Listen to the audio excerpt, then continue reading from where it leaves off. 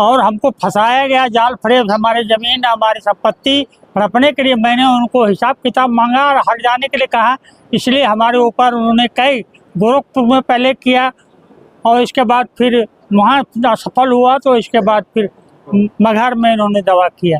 आज केस था फाइनल, आज हम बरी हो गए। हम जज साहब का और वकील साहब का बहुत धन्यवाद ज्ञापित करते हैं। 10 साल तक मैं दौड़ता रहा बनारस से यहाँ आना जाना, बीमार आदमी हूँ, बहुत दौड़ा। 4 बजे अपने जाति का लाभ उठाते हुए इनके ऊपर फर्जी SC/ST का मुकदमा दागा। और पहले उस समय गजब की बात तो ये है कि उस समय वो तत्कालीन बलुआ गांव के प्रधान भी थे, राम सेवक दास। उन्होंने अपने तत्कालीन प्रधानी का हनक दिखाते हुए तत्कालीन समय में उन्होंने सहजनवा थाना अंतर्गत गोरखपुर में भी FIR कराया।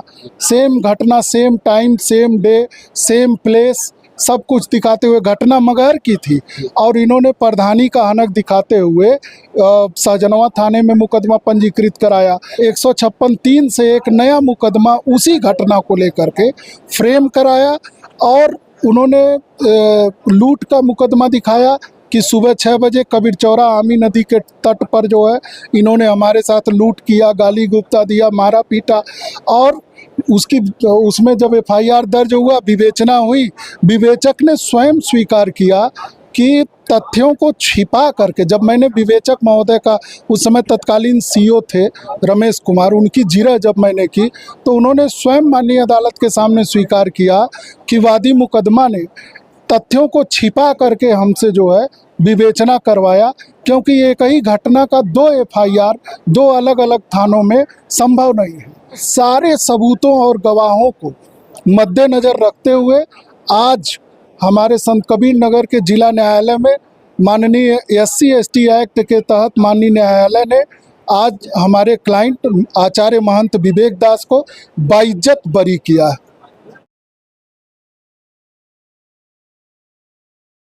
बलुआ मठ की संपत्ति को हड़पने के लिए वर्ष 2017 में एक व्यक्ति ने आचार्य विवेक दास जी के ऊपर एक मुकदमा दर्ज कराया था। मामला 17 का है और मुकदमा 18 में दर्ज होता है। आज आचार्य विवेक दास जी बाइज्जत बरी हो गए हैं। इस मामले में उनके अधिवक्ता हमारे साथ हैं, सुधीर कुमार श्रीवास्तव जी। हम इनसे बातचीत करेंगे और जानेंगे कि पूरा क्या मामला रहा। बाबा के ऊपर लगभग 9 साल बाबा को अदालत का चक्कर काटना पड़ा और अब ये बाइज्जत बरी हो गए हैं। सुधीर जी, क्या मामला रहा पूरा जो बाबा बाइज्जत बरी हो गए हैं? ये हमारे क्लाइंट आचार्य महंत विवेक दास कबीर पंथ के सर्व प्रमुख हैं, पूरे विश्व के ये जो है माने जाने संत हैं। इन्हीं के अंडर में सारी संपत्तियां भारत की जो है कबीर पंथ की हैं।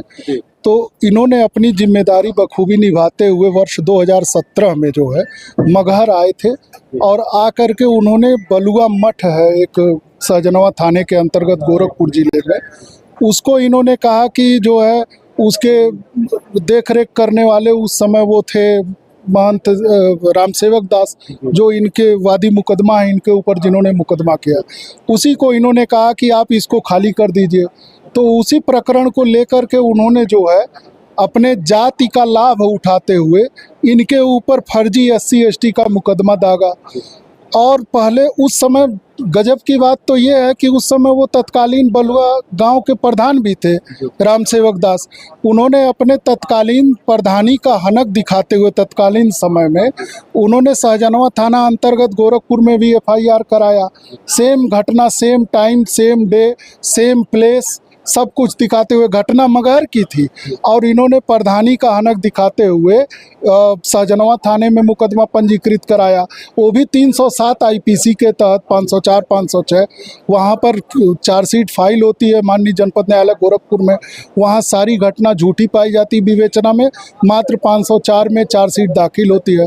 तो अपनी असफलता जब उनको वहाँ मिलती है तो पुनः वह 2-3 महीने बाद आकर के यहाँ मगहर के कोतवाली थाना अंतर्गत उन्होंने जो है 156(3) से एक नया मुकदमा उसी घटना को लेकर के फ्रेम कराया और उन्होंने लूट का मुकदमा दिखाया कि सुबह 6 बजे कबीर चौरा आमी नदी के तट पर जो है इन्होंने हमारे साथ लूट किया, गाली गुप्ता दिया, मारा पीटा।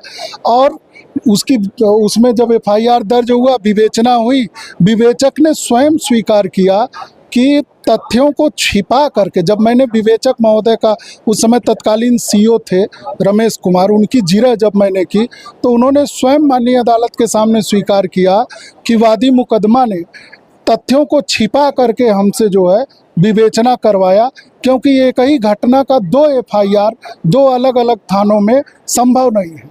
तो अदालत ने पूरे गवाहों का उसमें जो है परीक्षण किया, देखा, सारे साक्ष्यों को देखा, सबूत को देखा, और अंत में यही पाया कि यह संभव नहीं है कि एक ही घटना का 2 एफआईआर किया जाए और एक भी चश्मदीद नहीं है।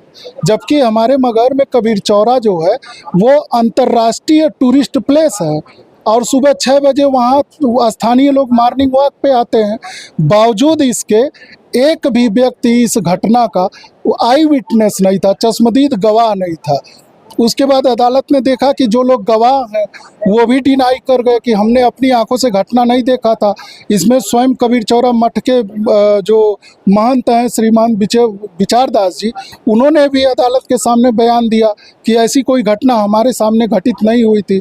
तो सारे सबूतों और गवाहों को मद्देनज़र रखते हुए आज हमारे संत कबीर नगर के जिला न्यायालय में माननीय SC/ST एक्ट के तहत माननीय न्यायालय ने आज हमारे क्लाइंट आचार्य महंत विवेक दास को बाइज्जत बरी किया है। सुधीर जी, एक बात आपसे जानना चाहेंगे कि जैसा आपने बताया कि 156(3) के तहत मुकदमा बाबा जी के ऊपर दर्ज होता है, तो जब 156(3) के तहत मुकदमा दर्ज करने का आदेश होता है तो क्या इस चीज़ को देखा नहीं जाता कि जो घटना में साक्ष्य लगाए गए हैं क्या वो सही है, गलत है? बहुत अच्छा प्रश्न पूछा आपने। पहली बात तो अदालत इस बात को बड़ी गंभीरता से लेती है कि किसी भी व्यक्ति को जाति के आधार पर समाज में अपमानित न किया जाए। इसको ध्यान में रख करके SC/ST न्यायालय किसी भी मामले को बड़ी गंभीरता से लेती है। परंतु इस मामले में एक ऐसे व्यक्ति ने अपने जाति का लाभ उठा करके फर्जी मुकदमा किया जिसकी जाति ही विवादित थी। जब वह तत्कालीन ग्राम प्रधान बना तो उस समय उसने 2 जातियों का, एक पिछड़ी जाति जो कोयरी के अंतर्गत आती है, मौर्य जाति का भी सर्टिफिकेट लगाया और उसके बाद उसने पासवान जाति का SC बन करके किया। तो उसके लिए माननीय सर्वोच्च न्यायालय में जो रनर प्रत्याशी था उसने जाकर के गुहार लगाई और तत्कालीन DM गोरखपुर को एक कमेटी बनाने का आदेश हुआ। तब उसमें जाकर के उसका एक जाति प्रमाण पत्र निरस्त किया गया। तो ऐसे लोग जो अपने राजनीतिक रसूख के कारण अपने जाति का लाभ उठा करके एक सम्मानित संत को लगातार 8 वर्षों तक यहाँ कोर्ट का चक्कर लगवाना, और इस उम्र में जो है, तो ऐसे लोगों के खिलाफ जरूर कार्रवाई होनी चाहिए। मैं उम्मीद करता हूँ कि पुलिस और प्रशासन इस बात का ध्यान रखेगा कि इस तरह से किसी सम्मानित व्यक्ति के विरुद्ध जो है ऐसी कोई घटना घटित न होने पाए। वकील साहब, क्या सक्षम न्यायालय को ऐसा नहीं लगा कि बाबा जी के ऊपर जो मुकदमा दर्ज हुआ था फर्जी था, तो जो व्यक्ति मुकदमा दर्ज कराया अब उसके ऊपर कार्रवाई की जाए? निश्चित तौर पर अदालत ने ये कहा कि अगर आप चाहते हैं कि आपका इतना हरेसमेंट किया गया तो आप मैलिशियस प्रोसिक्यूशन का मुकदमा अगर चाहें तो वादी मुकदमा के खिलाफ आप दर्ज कर सकते हैं, क्योंकि यह एक विद्वेषपूर्ण अभियोजन जो एक सम्मानित व्यक्ति के खिलाफ ये चलाया गया, ये एक प्रकार का हैरेसमेंट है। लेकिन अंत में सत्य की जीत हुई। हमारे क्लाइंट और हम सभी अधिवक्ता साथीगण जो भी मेहनत किए, आज हम अदालत के आभारी हैं कि हमको माननीय न्यायालय ने न्याय प्रदान किया है। चलिए हम बाबा जी से जाने, बाबा जी क्या मानते हैं आखिर ये सब क्यों ऐसा हुआ था?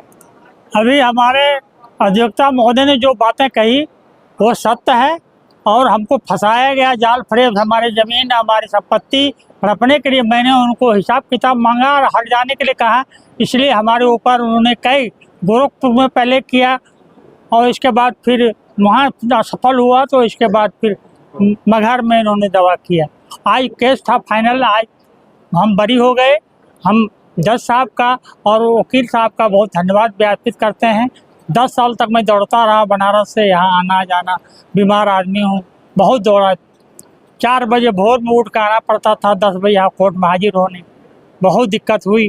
चलिए मालिक देर आए दुरुस्त है। हाँ, देर आए दुरुस्त है, तो लोग कहावत बहुत प्रसिद्ध है और अच्छा हुआ आज ख़त्म हो गया। आज मैं खुशी हूँ और हम जज साहब का और वकील साहब को बहुत बहुत धन्यवाद ज्ञापित करते हैं कि आज ये मुकदमा से मैं बरी हो गया और जो लांछन लगा था वो खत्म हो गया। अभी आपने देखा कि हमारे साथ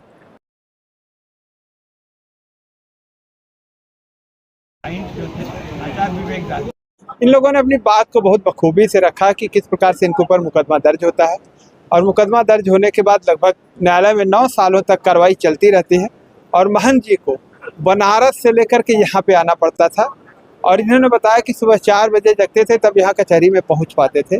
तो निश्चित ही आचार्य विवेक दास जी को काफ़ी समस्याएं हुई। बहरहाल देर आए दुरुस्त आए, ऐसा उनका कहना है।